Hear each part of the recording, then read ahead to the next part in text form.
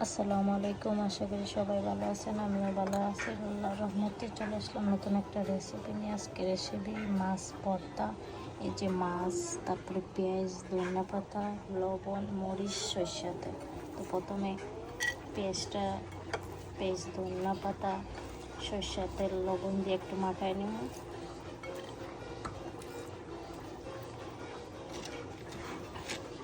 পরিমাণ মতন লবণ আর সরিষার তেল দিয়ে দিলাম।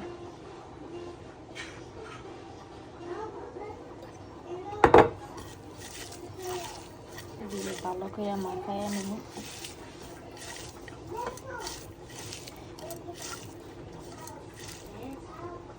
তারপরে মাছটা দিয়ে দেব।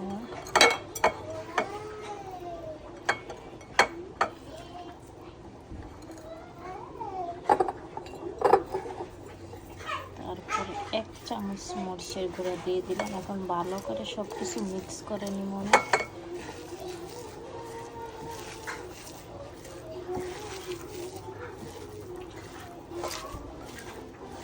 এভাবে করে আপনারা ভর্তাটা খাইয়ে দেখবেন, খুব মজা হয়।